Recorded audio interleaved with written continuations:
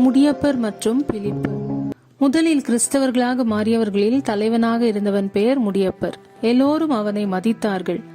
தூய ஆவியானவர் அவனுக்கு வல்லமையையும் ஞானத்தையும் தந்ததினால் முடியப்பர் பல அற்புதங்களை செய்தார். மேலும் அவர் இயேசுவை பற்றி போதித்த போது பல மக்கள் அவரை நம்பினார்கள். ஒரு நாள் முடியப்பர் இயேசுவை பற்றி போதித்துக் கொண்டிருக்கும் போது இயேசுவை ஏற்றுக்கொள்ளாத சில யூதர்கள் அங்கே வந்து அவரிடம் வாக்குவாதம் செய்தனர். அவர்கள் முடியப்பர் மேல் மிகவும் கோபமடைந்து மத தலைவர்களிடம் போய், முடியப்பர் மோசேயை குறித்தும் கடவுளை குறித்தும் தவறாக பேசுகிறான் என்று போய் சொன்னார்கள். எனவே மத தலைவர்கள், மூப்பர்கள் மற்றும் மற்ற தலைவர்களிடத்தில் கொண்டு போய் முடியப்பரை பற்றி பொய்யான சாட்சிகளை சொல்லும்படி பலரை வரவழைத்தார்கள். தலைமை குரு முடியப்பரிடத்தில், இவர்கள் உன்னை பற்றி சொல்லுவது உண்மைதானா என்று கேட்டான். தலைமை குருவுக்கு பதிலாக முடியப்பர் சரியான பதிலை சொன்னார். அதாவது, கடவுள் இஸ்ரேலருக்கு ஆபிரகாம் நாட்கள் முதல் இயேசுவின் நாட்கள் வரைக்கும் பல அற்புதங்கள் செய்தார். என்றாலும் மக்கள் கடவுளுக்கு கீழ்ப்படியாமல் போனார்கள்.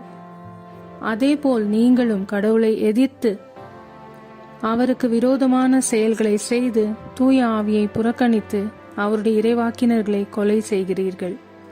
இன்னும் அதைவிட மோசமான செயல் மெசியாவை கொன்று போட்டதுதான் என்றார்.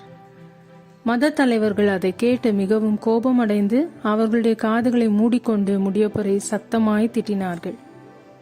பின்பு அவரை பிடித்து இழுத்து நகரத்திற்கு வெளியே கொண்டு போய் அவர் சாகும்படி கல்லெறிந்தார்கள். முடியப்பர் உயிர் விடும் பொழுது, என்னுடைய ஆவியை எடுத்துக்கொள்ளும் என்று சத்தமாக சொல்லி முழங்காலில் நின்று மிகவும் அலறினார். ஆண்டவரே, இந்த பாவத்தை இவர்கள் மேல் சுமத்தாதிரும் என்று சொல்லி உயிர் விட்டார்.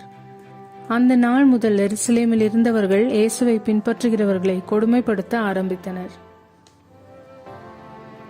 அதனால் அங்கே இருந்த கிறிஸ்தவர்கள் மற்ற இடங்களுக்கு சிதறி போனார்கள். அதனால் அவர்கள் எங்கே போனார்களோ அங்கே எல்லாம் இயேசுவை குறித்து போதித்தார்கள். பின்பு ஆண்டவரின் தூதர் பிலிப்பிடம், நீ எழுந்து எருசலேமிலிருந்து காசாவுக்கு செல்லும் வழியாக தெற்கு நோக்கி போ என்றார். அது ஒரு பாலை நில பாதை. பிலிப்பு அவ்வாறே புறப்பட்டு போனார். அப்போது எத்தியோப்பியா அரச அலுவலர் ஒருவர் எருசலேம் சென்று கடவுளை வணங்கிவிட்டு திரும்பி சென்று கொண்டிருந்தார். அவர் ஓர் அலி, எத்தியோப்பிய அரசியான கந்தகியின் நிதியமைச்சர்.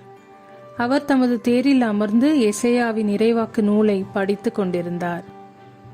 தூய ஆவியார் பிலிப்பிடம், நீ அந்த தேரை நெருங்கி சென்று அதனோடு கூடவே போ என்றார்.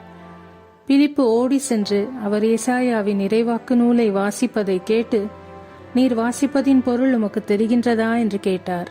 அதற்கு அவர், யாராவது விளக்கி காட்டாவிட்டால் எவ்வாறு என்னால் தெரிந்து கொள்ள முடியும் என்று கூறி தேரில் ஏறி தன்னோடு அமருமாறு பிலிப்பை அழைத்தார்.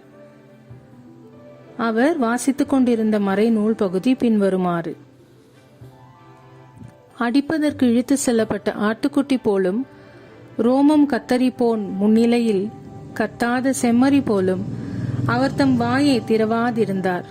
தாழ்வுற்ற நிலையில் அவருக்கு நீதி வழங்கப்படவில்லை. அவருடைய தலைமுறையை பற்றி எடுத்துரைப்பவன் யார்? ஏனெனில் அவருடைய உயிர்தான் எடுக்கப்பட்டு விட்டதே. அவர் பிலிப்பிடம், இறைவாக்கினர் யாரை குறித்து இதை கூறுகிறார்? தம்மை குறித்தா அல்லது மற்றொருவரை குறித்தா? தயவு செய்து கூறுவீரா என்று கேட்டார். அப்போது பிலிப்பு இந்த மறைநூல் பகுதியிலிருந்து தொடங்கி இயேசுவை பற்றி நற்செய்தியை அவருக்கு அறிவித்தார். அவர்கள் போய்க் கொண்டிருந்த போது வழியில் தண்ணீர் இருந்த ஓர் இடத்திற்கு வந்தார்கள். அப்போது அவர், இதோ தண்ணீர் உள்ளதே, நான் திருமுழுக்கு பெற ஏதாவது தடை உண்டா என்று கேட்டார். அதற்கு பிலிப்பு, நீர் முழு உள்ளத்தோடு நம்பினால் தடையில்லை என்றார். உடனே அவர், இயேசு கிறிஸ்து இறைமகன் என்று நம்புகிறேன் என்றார். உடனே அமைச்சர் தேரை நிறுத்த கூறினார். பிலிப்பு, அமைச்சர் ஆகிய இருவரும் தண்ணீருக்குள் இறங்கினர். பிலிப்பு அவருக்கு திருமுழுக்கு கொடுத்தார். அவர்கள் தண்ணீரில் இருந்து வெளியேறிய உடனே ஆண்டவரின் ஆவியார் பிலிப்புவை எடுத்து சென்று விட்டார். அமைச்சர் அதன் பின் அவரை காணவில்லை. அவர் மகிழ்ச்சியோடு தம் வழியே சென்றார். பின்பு பிலிப்பு ஆசோத்து என்னும் இடத்தில் காணப்பட்டார். செசரியா போய் சேரும் வரை அவர் சென்ற நகரங்களிலெல்லாம் நற்செய்தியை அறிவித்தார்.